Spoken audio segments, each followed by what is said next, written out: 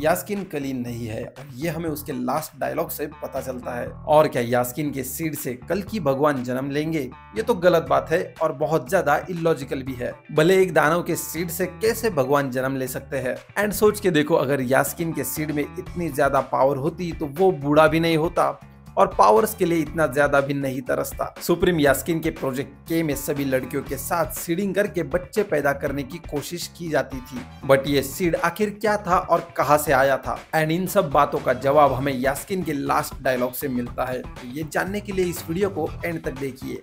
चलिए शुरू करते हैं। मैं हूं हर्ष और आप देख रहे हैं हर्ष टीवी।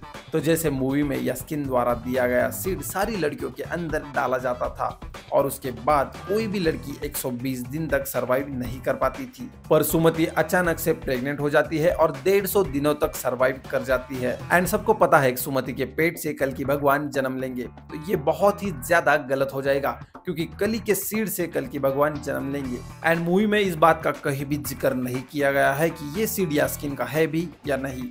मूवी के स्टार्ट में एक साइंटिस्ट ने पूछा था, फिर भी हमें इस बात का जवाब नहीं मिला था। बट मूवी के पोस्ट क्रेडिट सीन में यास्किन कहता है, जगन्नाथ का रथ चक्र ऐसा घूम के आएगा। अब इस लाइन पे इंटरनेट पे बहुत सारी थ्योरीज है, बट इसमें से एक थ्योरी है हमारे पुरी के जगन्नाथ मंदिर की। तो देखो, कल की भगवान विष्णु भगवान के अवतार है, तो वो कली के सीड से जन्म कैसे लेंगे?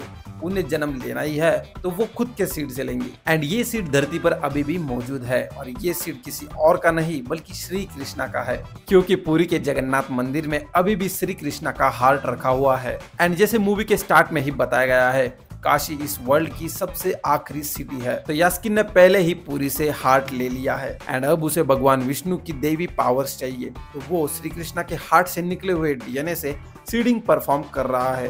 एंड आई थिंक वो ये चीजें 200 सालों से कर रहा है, क्योंकि यास्किन में इतनी क्षमता नहीं है कि वो डायरेक्टली उस हार्ट से पावर्स ले सके। क्योंकि आपने देखा, उस सीरम की एक बूंद से उसमें इतनी ज्यादा पावर आ गई, तो सोचो अगर पूरा सीरम निकल जाता तो वो कितना ज्यादा ताकतवर बन जाता। बिकॉज हिस्ट्री में देखा जाए तो भगवान श्री कृष्णा ने अर्जुन को दिव्य दृष्टि दी थी जब उन्होंने उसको अपना असली रूप दिखाया था। एंड किसी सामान्य इंसान के बस की बात नहीं है कि वो श्री कृष्णा का असली रूप देख सके। एंड यहाँ तो खुद श्री कृष्णा का हार्ट है। अगर आप लोगों को पता नहीं हो तो जगन्नाथ में अभी भी हर 12 सालों में पूजा की जाती है और उसके लिए सारे सिटी की इलेक्ट्रिसिटी बंद की जाती है और तब मंदिर के अंदर किसी को प्रवेश नहीं होता, सिर्फ पुजारियों को प्रवेश होता है और वो भी उनकी आंखों पे और हाथों पे पट्टी बांधकर। और जब वो अंदर जाते हैं तो वो भगवान श्री कृष्णा का हार्ट जो लकड़ी के मूर्ति में है उसे निकाल कर नए मूर्ति में फिर से डालते हैं। तो सोच के देखो, इंसान उसे अपनी आंखों से देख भी नहीं सकता। एंड ये थ्योरी बहुत ही ज्यादा लॉजिकली मैच होती है, क्योंकि भगवान विष्णु के डीएनए से ही भगवान विष्णु फिर से एक बार जन्म लेंगे।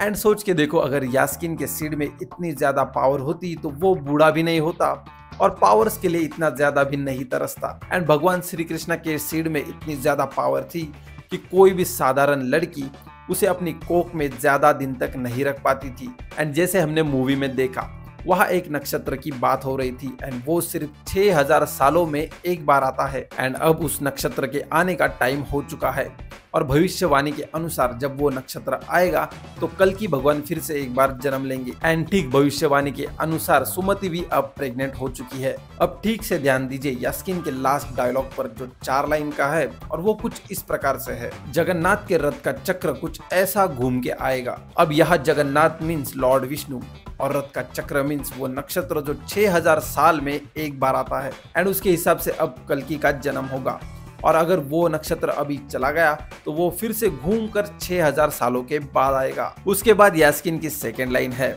अपने हर फेरे में वो सिर्फ प्रलय ही संग लाएगा। तो आई थिंक वो ऐसा कुछ प्रलय लाएगा जिससे कल की भगवान का जन्म रुक जाए और वो फिर से 6000 साल के लिए इस धरती पर राज कर सके। उसके बाद यास्किन की अगली 2 लाइन्स है, तरतराती धरती माँ की कोख से अब जन्मेगा, एक युग का अंत होगा, नया एक युग आएगा। अभी मैं 100% श्योर तो नहीं हूँ, बट इस लाइन का मतलब कुछ इस तरह से हो सकता है।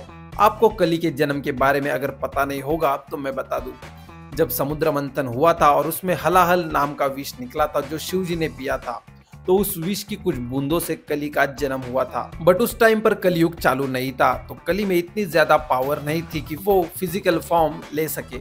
अब इस बात को ध्यान में रखा जाए तो क्या पता वो अभी पाताल लोक में हो और जैसे अभी कलयुग चालू है और कलयुग अपनी अंतिम चरम सीमा पर है, तो उसकी पावर बहुत ज्यादा बढ़ चुकी हो एंड अब वो जन्म लेने के लिए तैयार है। एंड यास्किन कोई कली नहीं है, वो कली का एक सेवक है जो कली के जन्म लेने की राह देख रहा है। एंड ये भी हो सकता है जब कली तरतराती धरती माँ की कोख से जन्म लेगा तो वो यास्किन का शरीर ले लेगा, या फिर उसका खुद का फिजिकल शरीर भी प्रेजेंट हो सकता है। दोनों पॉसिबिलिटीज देखी जा सकती है क्योंकि उन्हें कमल हसन को ज्यादा टाइम के लिए इस सिनेमैटिक यूनिवर्स का हिस्सा बनाए रखना है। एंड यास्किन भी अभी पूरी तरह से कली में ट्रांसफॉर्म नहीं हुआ है। एंड उनकी लास्ट लाइन का मतलब यह है, जैसे ही कली का जन्म होगा तो एक नए युग की शुरुआत होगी, क्योंकि उनका इरादा है कि 6000 सालों तक कल्कि के जन्म को और डिले करना है। एंड इसी के साथ कर्णा ने एक चिरंजीवी ना होकर भी कलयुग में आखिर जन्म कैसे लिया। यास्किन, भैरवा एंड अश्वत्थामा कल्कि 2 में आखिर किस नए विपन की खोज करेंगे